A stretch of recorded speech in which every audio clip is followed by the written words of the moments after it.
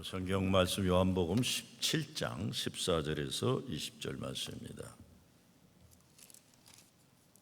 그들이 무리에게 이르매 한 사람이 예수께 와서 꿇어 엎드려 이르되 주여 내 아들을 불쌍히 여기소서. 그가 간질로 심히 고생하여 자주 불에도 넘어지며 물에도 넘어지는지라.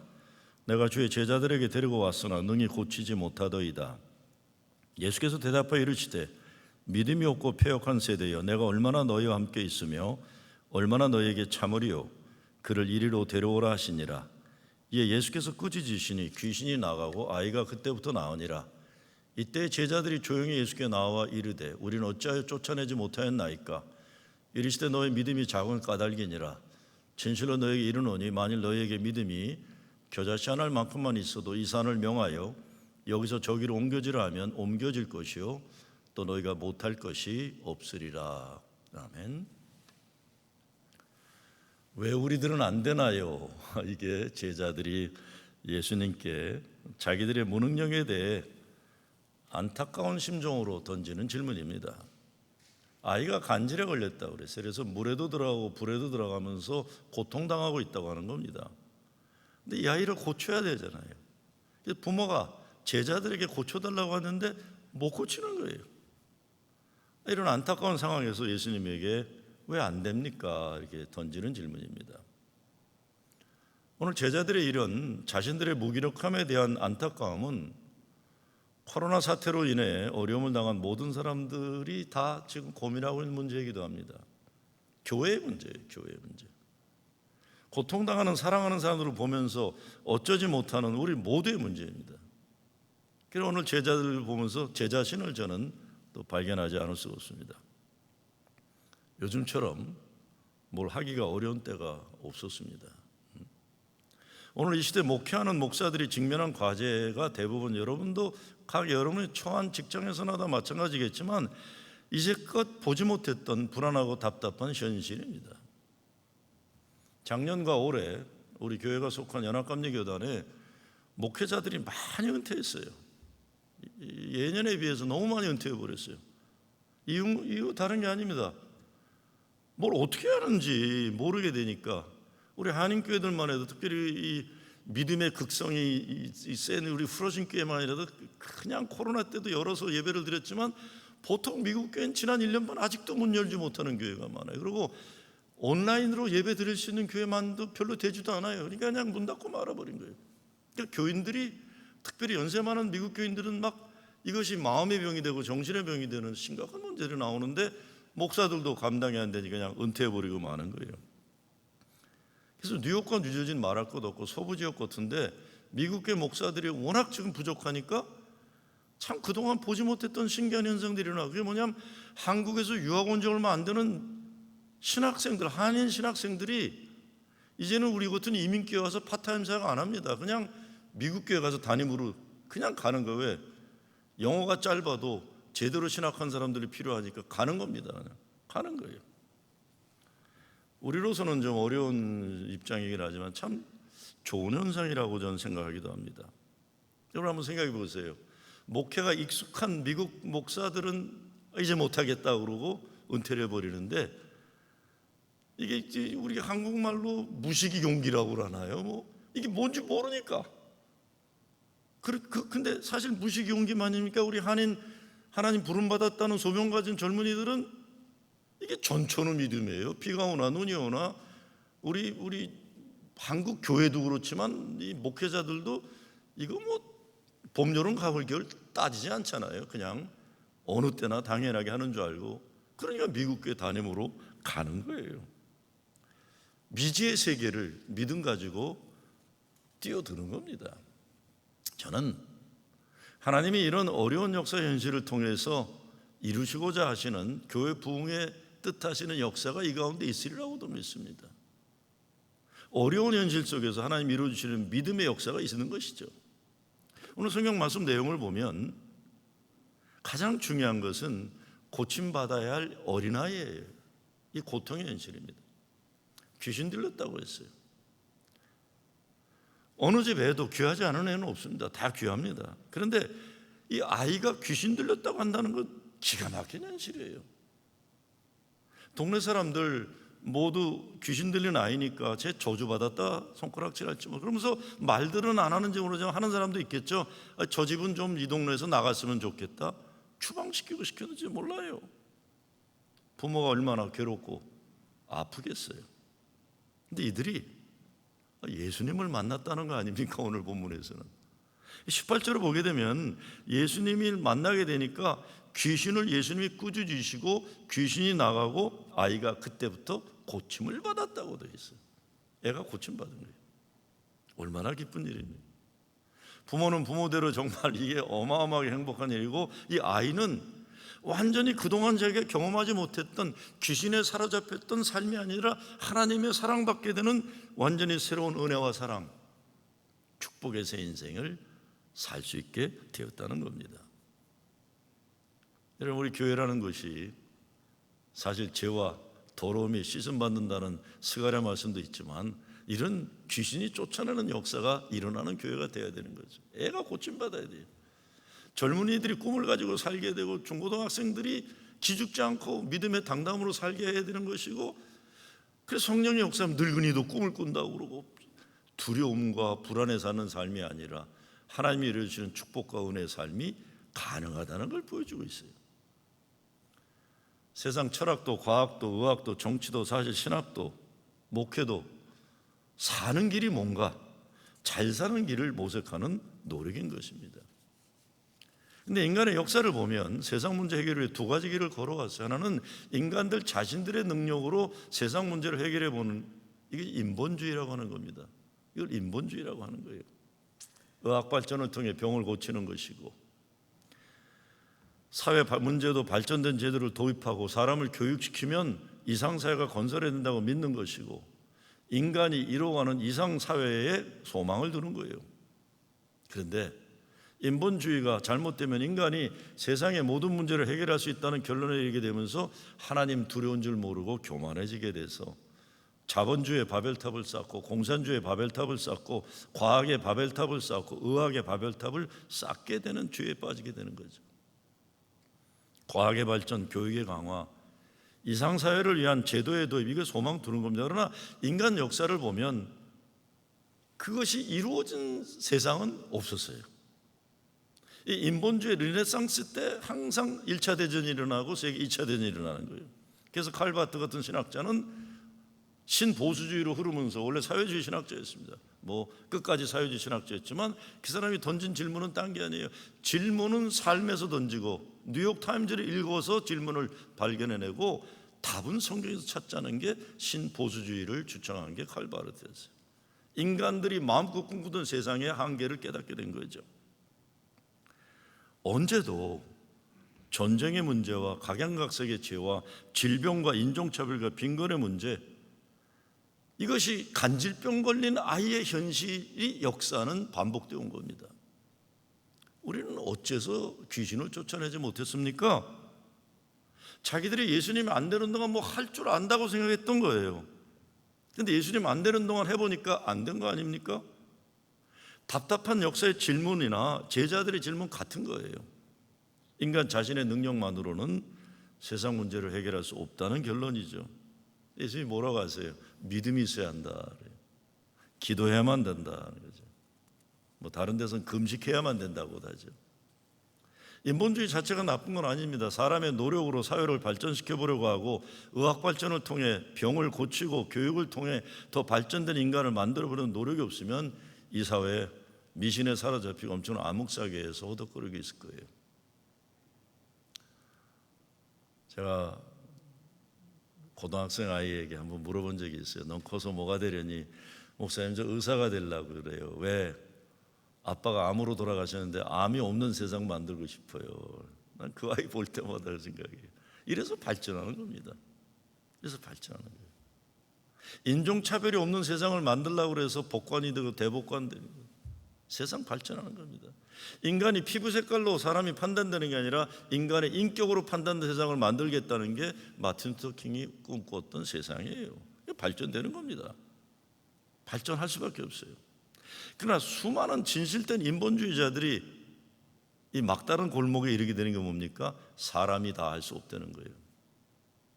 하나님이 살아계심, 하나님의 역사 주인이심 인정하지 못하고 인간이 이루려고 하는 바벨탑에서 무너지고 마는 겁니다. 지금 미국이 아프가니스탄에서 철수한 것 때문에 난리잖아요. 여러분, 왜 미군이 아프가니스탄에 들어간지 기억이 나세요? 딴 거 아닙니다. 뉴욕 9.11 사태가 터지고 나는 테러와 전쟁을 선포하고 이 나라 들어가고 저 나라 들어가면서 이게 뭘 해보려고 그랬는데 나중에 판단된 게 뭐예요? 오사마 빌라든이 이게 원흉이다 그래가지고, 오사마 빌라든이 어딨냐? 아프가니스탄에 있다 그랬어. 아프가니스탄에다가 오사마 빌라든 내놓으라고 그랬어요. 근데 그 당시 탈리반 정권이 구소련 정권 러시아 군대를 밀어내는, 이게 러시아 군대도 밀어낸 탈리반 정권인데, 미국 이 멀리 있는 나라가 오사마 빌라든 내놓으란다고 내놓게 해서 싫다고 그랬더니 그때 그냥 군대가 들어가서 전쟁을 일으켰는데, 여러분, 아프가니스탄에 들어가서 미국이 못 이겼어요. 뭘 할 수가 없었어요. 전 세계 가장 강한 나라라고 하지만 못하는 겁니다. 근데 지금 탈리반 정권이 들어왔잖아요. 아시는 분은 아시겠지만 미국 정부하고 협약을 맺은 거예요. 우리 1년 안에 나갈 테니까 니네가 잡게 되면 이런 거 해달라. 그게 뭡니까? 여성 인권 지켜주고 민주적인 사회 만들고, 그래 그러겠다 사인해놓고 딱 총 들고 다니면서 지금 여자들밖에 못 나오게 하고, 머리부터 다 뒤집어 쓰는 목화라는 거에서 여자들 눈만 내놓게 하게 되고, 여성들은 앞에 나와서 지도자 하는 거 다 못하게 하고 암흑 시대를 만들어가는 거예요. 참 기가 막힌 거죠. 못합니다. 미국이 아무리 세상의 강대국이라고 해도. 예수님이 마태복음 26장 50에서 뭐라고 하십니까? 칼을 가진 자는 다 칼로 망하느니라 그랬어요. 이게 미국만이 아니라 러시아도, 중국도, 일본도 예수님의 이 말씀을 새겨드려야 돼요. 망합니다. 칼을 갖고 세상을 잡으려고 하면. 강대국들이 핵무기만 높이 쌓아놓고 그 나라가 강해지는 건 아니라는 건 이미 다 깨닫고 있어요. 가장 나쁜 평화라도 가장 좋은 전쟁보다 낫다라는 말이 기억나실 거예요. 가장 나쁜 평화라도 가장 좋은 전쟁보다는 좋다는 겁니다. 이것이 전쟁의 슬픔이라는 책을 쓴 베트남 작가 바오닌이 말한 거예요. 6년 동안 베트남 전쟁에서 남쪽 베트남 군대로 최전방에 싸웠어요. 베트콩들하고. 전쟁이 끝나고 유해 발굴단으로 8개월 수많은 죽음을 목격한 후에 책을 쓰면서 한 얘기예요. 가장 나쁜 평화라도 가장 좋은 전쟁보다 낫다. 여러분 기억하시나 모르겠어요. 북한과 남한 전쟁 위기가 있을 때, 그때 문재인 대통령이 한반도 전쟁 위기를 극복하기 위해서 평화협정을 제안하면서 했던 말이 이 맥락의 말이었어요. 지금 어설퍼 보여도 우리는 평화를 위한 협정을 해야 된다, 전쟁은 아니다 그랬어요. 그 말하고 났더니 한국 군대가 강해야 북한 빨갱이들이 꼼짝 못한다. 지금 그 발언은 북한 공산당에게 나라로 통째로 넘겨주는 옛날 이완용과 같은 발언이다. 난리 났었어요. 여러분 기억하시는지 모르겠어요. 평화를 해보려고 그랬더니 나라로 통째로 빨갱이들에 넘겨준다고 난리쳤던 거 기억나실 겁니다. 이거 다른 거 아닙니다. 문제를 해결하는데 평화보다는 전쟁이 빠르고 쉽다고 생각하는 사람들이 그렇게 말하는 거예요. 그런데 전쟁으로 못 이기잖아요. 미국이 아프가니스탄 철수를 통해 보여준 것만 아니라 아무리 엄청난 군사력을 가진 미국이라 해도 자기 나라를 지키려는 그 사람들을 못 이깁니다. 50년 전에 베트남 어마어마한 폭격을 가해가지고, 여러분 한국의 고엽제 피해자라는 거 아시죠? 에이전 오렌지, 그 몸 다 망가지는 거. 아니 그거 고엽제 피해자들이 데모를 하면 미국 대사관에서 데모를 해야 되는데 왜 꼭 한국 정부에 데모를 하는지 모르겠어요. 이거 미국인이 터뜨린 겁니다. 장로님 베트남 가 계셨죠? 그거 미군이 한 거예요. 자꾸 그걸 딴 사람이 문재인이 했다고 생각하지 마세요. 그건 전혀 관계없는 겁니다. 이게 다 피해 본 거예요. 근데 못 이겼잖아요. 못 이깁니다. 아무리 센 나라라도 남의 나라 가서 못 이기는 겁니다. 이거 뼈 아프게 계산했어요. 평화가 답이에요. 평화. 그런데 저는 평화보다도 예수님이 답이라고 말하고 싶어요. 왜? 로마 평화니, 미국의 평화니, 중국의 평화니, 일본 평화 이런 게 아니라 예수님의 평화여야 되는데 이 세상 문제의 답이 예수님이고 예수님은 나는 길이요 진리요 생명이라고 말씀하십니다. 아니 저 목사가 돌았나? 세상 문제를 어찌 그렇게 쉽게 예수님이 답이라고 하는 말로 그냥 푼다고 생각하느냐? 여러분 그러실 수 있습니다. 그러나 지난 2000년 역사 우리 그리스도인들은 예수님이 세상의 구원자요 해방자요 길이요 진리요 생명이라고 믿고 살아온 거 아닙니까? 예수님이 제시하시는 하나님 나라는 세상 나라가 아닙니다. 그러나 예수의 사람들은 세상을 하나님 나라로 만드는 일에 부름받은 거룩한 사명을 받았어요. 우리는 그렇기 때문에 예수님이 계심으로 이루어지는 천국, 예수님이 제시하시는 하나님의 나라 이루는 일에 쓰임받는 일에 순종할 뿐입니다. 우리는 세상 나라 건설에 부름받은 사람들이 아니에요. 그런데 저는 믿기를 예수님이 말씀하시는 천국, 예수님이 제시한 하나님의 나라가 우선이 되면 세상에 평화가 오고 세상의 문제들이 해결될 수 있다고 믿기 때문에 그 말씀드리는 겁니다. 미국 아무리 돈이 많아도 뉴욕도 홈리스 문제 해결을 못하잖아요. 지금 코로나 기간 동안에 홈리스들을 다 호텔에 집어넣어갖고 돈이 하루에 몇백 불씩 들어가요. 홈리스를 유지하는데 앞으로도 이거 해결 못할 거라고 봐요. 얼마 전 미국 연방 국회에서 3조 달러인가 달하는 어마어마한 미국 인프라 구축을 위한 예산을 통과시켰어요. 어마어마한 기하급수적인 우리가 낸 세금으로 인프라를 구축하겠다는 겁니다. 그런데요, 전 진짜 소망하는 건 3조 달러라는 어마어마한 돈을 투자한다면 홈리스 문제를 해결하면 좋겠고 인종차별 문제도 해결했으면 좋겠어요. 난 모르겠어요. 이게 뭐 다리 짓는다 뭐 짓는다 그러니까 공화당 민주당 다 양당들이 해갖고 3조 달러 세금을 좀 쓰겠다는 건데 홈리스 문제가 해결될지 걱정이에요. 인종차별 문제가 해결될지 걱정입니다. 왜 안 되는 것일까요? 돈으로 안 되기 때문에 그렇습니다. 군사력으로 안 되기 때문에 그렇습니다. 너무나 이 문제를 축소시키는지 모르지만 우리가 예수 믿는 사람도 믿는 것은 예수 사랑, 예수 생명, 예수 구원 실천의 답변일 뿐. 이것이 우리가 할 수 있는 것뿐입니다. 다시 말씀드리지만 인본주의의 노력이 모두 잘못되었다는 것 절대 아닙니다. 사회주의, 공산주의가 추구하려던 이상사회 자체가 잘못된 것이 아니라 그 공산주의를 만들어가는 인간들의 죄악성을 무시했을 때 공산주의 붕괴하고 말았어요. 여러분 한번 생각해 보세요. 왜 사회주의 국가, 공산주의 국가가 무너지면 자본주의보다 더 지독한 부패가 일어나는 걸까 생각해 보시기 바라요. 지금 러시아가 일어나는 부패는요, 역사 전무후무한 국가의 몇몇 푸틴이나 몇 사람들이 나라 재산 은행의 거의 반을 차지하고 있습니다. 한번 생각해 보세요. 왜 사회주의, 공산주의 국가 붕괴하면 자본주의보다 더 어마어마하게 부패한 나라가 되는 것일까? 이거 생각해 봐야 되는 겁니다. 마찬가지로 의학의 발전도 지금 사람의 손으로 사람 만들겠다는 상황을 이룰 정도로 하나님 창조의 영역을 넘나보는 문제에 이르렀지만 코로나 바이러스 문제 해결 못하잖아요. 코로나 바이러스는요, 인재라는 말을 우리가 명심해야 됩니다. 이거 인재예요. 인재입니다. 환경 파괴가 원인이고 지구를 망가뜨리는 소비 문화가 문제의 중심에 있는 겁니다. 그렇게 먹고 버리는 자본주의 유지하기 위해서 중국이라는 이제는 공산주의지만 자본주의 구조, 미국이라는, 유럽이란, 일본이라는, 대한민국이란 이거 유지하기 위해서 세상의 자원은 다 파괴되는 겁니다. 코로나 바이러스 여기에서 무관하지 않습니다. 여러분, 우리 교회 프로징 이렇게 괜찮은 교회잖아요, 그렇죠? 근데 우리 교회 쓰레기가 왜 이렇게 많은 겁니까?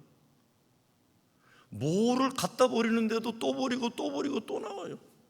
제가 답답해서 우리 부목사님한테 우리 교회에 있는 물건들의 좀 리스트를 작성해 보라고. 사고 버리고. 아니 우리 교회도 이런 자본주의 문화를 벗어나지 못하고 있는데 이게 뭐가 세상에 바뀌겠습니까? 오죽하면 예수님이 야 너희들은 겨자씨만한 믿음도 없다고 그러시는 거예요. 그런데 인본주의 반대가 신본주의잖아요. 하나님 뜻대로 한다. 근데 저는 솔직히 말씀드리면 인본주의보다 더 무서운 거 못된 게 신본주의입니다. 왜? 탈리반이 신본주의예요. 탈리반이 신본주의예요. 모슬렘 율법을 통해서 나라를 지키겠다는 거예요. 그래서 지금 총 들고 다니면서 여자들 이거 뒤집어 썼나 안 썼나 보고 있고, 인간의 자유의지를 깨고 인간의 창조력을 깨버리고 국가 신본 체제를 만들겠다는 종교 절대 독재주의가 신본주의가 되는 거예요.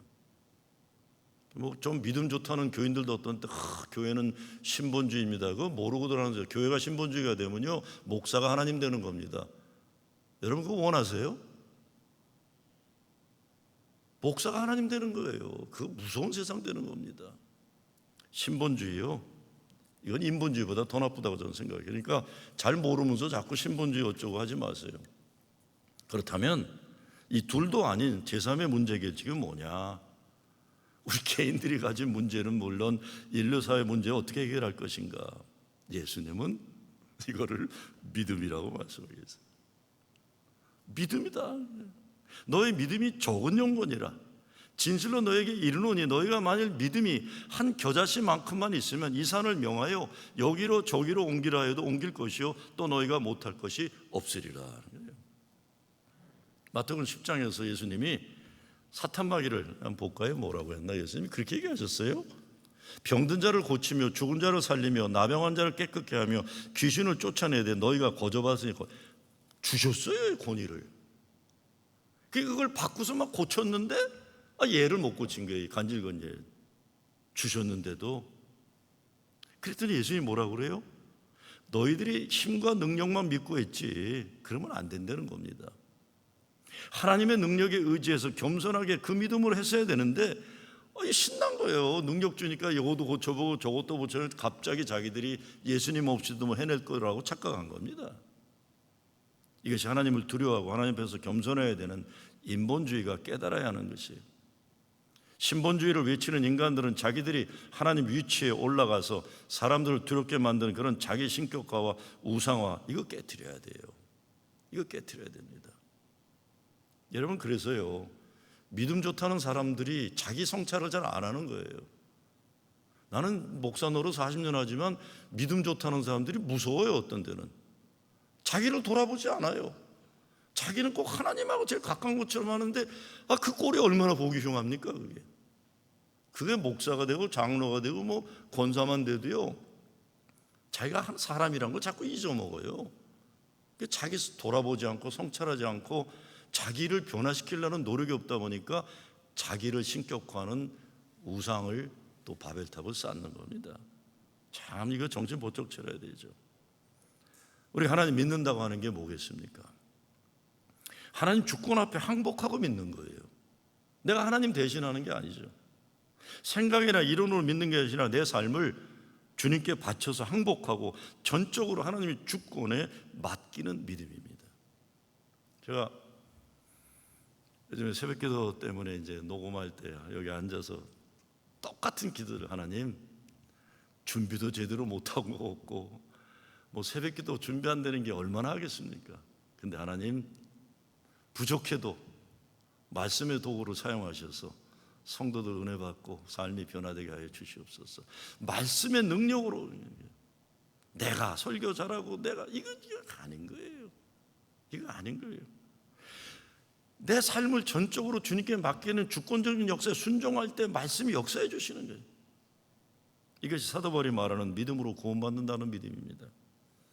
이 믿음은 그리스도를 통해서 우리를 죄의 속박에서 해방하신 하나님께 순종하는 것, 우리 자신들이 이룰 수 없는 구원을 하나님 은혜로 이룬다는 믿음인 거예요.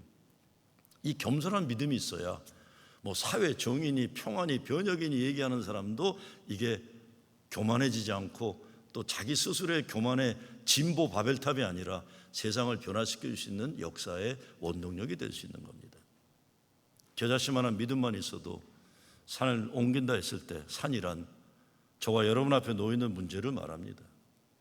우리 자신들이 해결할 문제가 있을 때 우리 하나님께 기도합니다. 하나님, 내 문제 해결해 주세요. 나는 아무것도 할 수 없습니다. 그런데 시간이 지나도 문제가 해결되지 않아요. 왜? 하나님한테 기도했지만 삶에 실천이 없으니까 안 되는 거예요. 내가 알코올 중독, 마약 중독 문제가 있다고 했을 때 하나님 나 중독에서 벗어나게 해주세요. 아무리 기도해도 안 됩니다. 내가 술을 끊어야 돼요. 내가 마약을 오늘부터 끊어야 돼요. 하나님 민족 통일 평화 인류 평화 주시옵소서 온 세계 기도해도 안 돼요. 왜? 평화를 실천하지 않잖아요. 예수 믿는 사람들 잘하는 게 모였다 헤어지는 거예요. 그러니까 안 되는 거 아닙니까? 우리의 믿음은 하나님 약속과 능력에 의지해서 실천에 옮길 때에만 문제 해결의 길이 열리는 거예요. 그 능력 때문에 바울이 뭐라고 얘기합니까? 누구나 그리스도 안에 있으면 새로운 피조물이라 옛것은 사라지고 보라 새로운 존재가 되었다는 겁니다. 사람이 변해요. 귀신 들린 사람이 하나님 성령에 충만한 사람으로 변하는 거예요. 애들도 어른도 변하는 거죠. 제가 어제 새벽기도 본문 보고 너무 아름다운 말이 있다는 게 아니에요. 목자 잃은 양처럼 유리되고 이 엉망이 된 민족에게 전쟁의 준마같이 새로운 삶을 주리라 스가랴가 선언해요. 그러니까 지금 어렵고 힘들어도 즐거워하고 기뻐하라고 스가랴가 하나님 말씀을 대언하는 겁니다. 이게 말씀의 능력인 거예요. 예수가 그리스도심으로 우리 마음이 이미 예수를 믿게 돼서 이미 내 안에 천국이 이루어지고 예수님이 주권적으로 이루는 내 천국을 이룬 사람이 내 가정이 천국이요 교회가 천국이요 그래서 이 교회를 통해 하나님 나라가 건설될 수 있는 거죠. 오늘 말씀 보면서 난 도대체 어떤 씨앗을 이 땅에 심고 있는가 생각해야 됩니다. 교회도 마찬가지입니다. 난 교회에서 어떤 모습으로 지금 씨앗이 되고 있는가 생각해야 돼요. 이거 말 하고 종교적으로 굉장한 거 없고 양복 멋지게 입고 다닌다고 되는 게 아니잖아요. 정말 땅에 떨어지는 겨자씨가 되고 아픔이 있고 헌신이 있으면서 거기 열매 맺는데 난 도대체 어떤 열매가 되고 있느냐 이런 거예요. 다시 본래 질문으로 돌아갑니다. 왜 안 됩니까 주님? 귀신을 물리치는 권한을 줬어요. 근데 안 되는 거예요. 안 되는 거예요. 왜 안 될까요 우리들은요? 왜 안 되는 겁니까? 우리에게 주님이 사탄마귀의 권세를 물리치고 예수님의 것으로 내 삶을 내 가정 교회를 바꿀 수 있는 그걸 주셨어요. 근데 그것을 우리는 사용하지 않는다는 것도 있지만 잘못 알고 있는데 보라 내가 문 앞에 서 있다 누구라도 나의 음성을 듣고 문을 여는 자는 내가 그에게로 들어가리라 그와 함께 먹고 그와 함께 하리라. 예수님이 내 삶을 주장하시도록 내가 순종하실 때 내 안에 거하기 원하신 주님의 능력이 내 안에서 역사할 때 이는 내 능력이 아니라 내 앞에 있는 산을 옮길 수 있는 능력이 나타난다는 겁니다. 작더라도 마가복음에 보면 겨자씨 믿음에 대한 이야기가 나오면서 하늘나라는 겨자씨 한 알과 같다고 그랬어요. 작지만 거기에 어마어마한 하나님 나라의 가능성이 담겨져 있다. 그 믿음 가지고 있으면 지금은 보잘것없는 것 같지만 여기에 많은 지친 새들이 머물러 쉼을 얻을 수 있는 큰 나무가 된다. 예수님 말씀하시잖아요. 겨자씨, 이게 복음의 능력입니다. 마태복음 맨 마지막에 보면 예수님 이렇게 말씀하시죠. 하늘과 땅의 모든 권세를 내게 주셨으니 그러므로 너희는 내 이름으로 가서 모든 족속으로 제자를 삼아 아버지와 아들과 성령의 이름으로 세례를 주고 내가 너희에게 분부한 모든 것을 가르쳐 지키게 하라. 볼지어다 내가 세상 끝날까지 너희와 항상 함께 있으리라 하시니라. 이 어마어마한 세상의 역사가 주님이 나와 함께 하신다는 겨자씨 믿음으로 시작된다는 것이죠.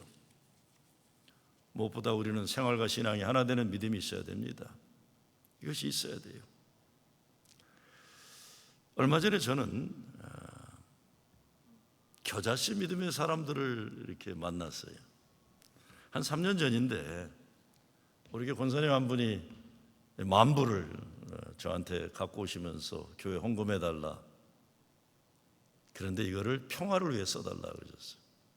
그래서 우리 교회 청년들과 또 보스턴에 있는 청년들 몇 명을 한국에 보내서 한반도 평화를 위한 순례에도 참여하게 하고 그런 돈이 있으니까 기억나시면 우리 3년 전에 우리 교회 샬롬 아카데미 평화학교를 열어가지고 연합감리교 교인들이 살아가는 사회 원칙, 소셜 프린시플을 한국말로 번역한 권혁인 목사와 젊은 목사 몇 명이 와서 세미나 했잖아요. 평화학교.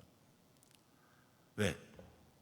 연합감리교 교인들은 이민 문제를 어떻게 보고, 정의 문제를 어떻게 보고, 인종차별을 어떻게 보고, 노동의 문제를 어떻게 보고, 세계 환경 문제를 어떻게 보고, 이거를 소셜 프린시플이라고 해서 교단의 법인 장정과 소셜 프린시플이 같이 있는 거예요.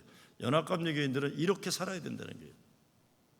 그러고는 세미나를 했는데 너무 반응이 좋았는데 코로나가 터지면서 평화학교를 더 할 수가 없었어요. 몇 달 전에 전화가 왔어요. 목사님, 책이 다 거의 완성됐습니다. 그래서 무슨 책?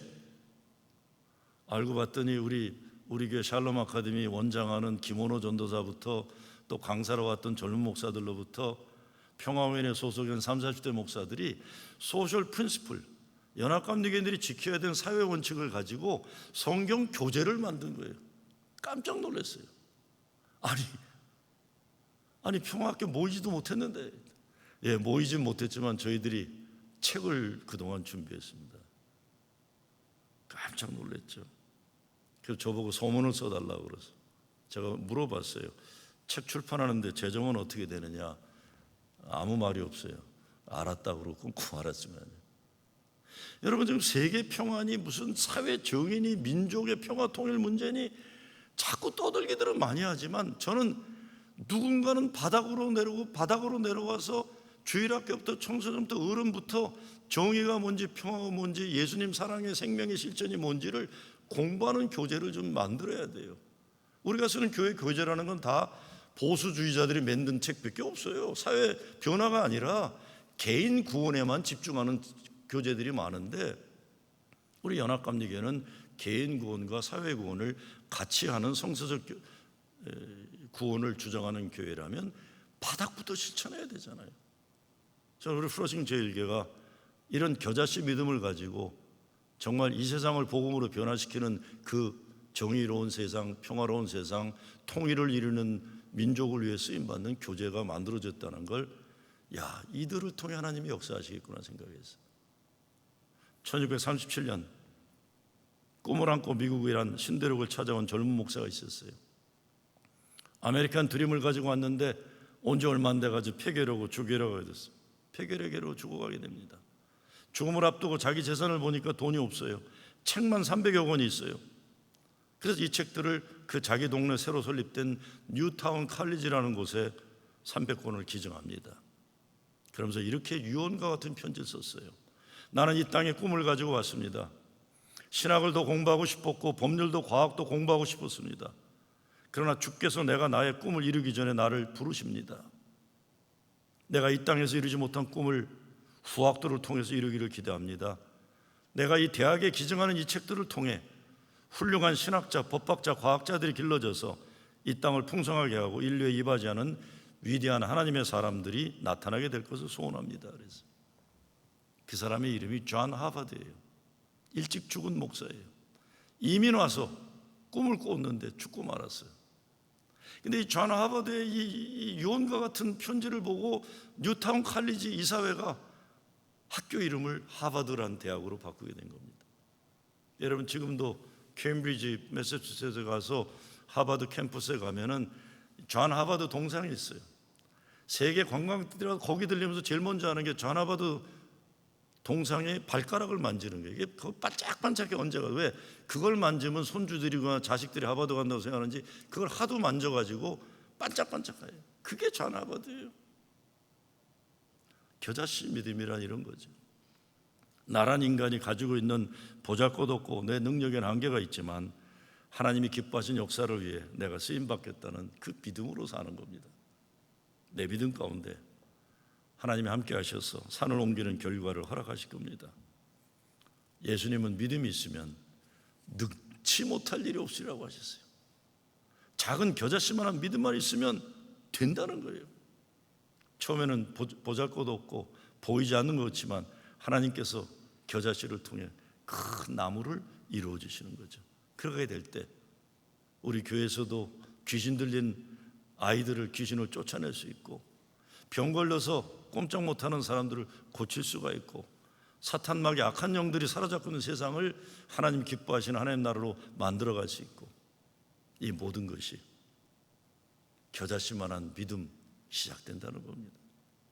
오늘 여러분 앞에 놓여 있는 인생의 답답한 큰 산과 같은 문제들, 믿음으로 산을 옮기는 여러분 되시길 주의 이름으로 축원합니다.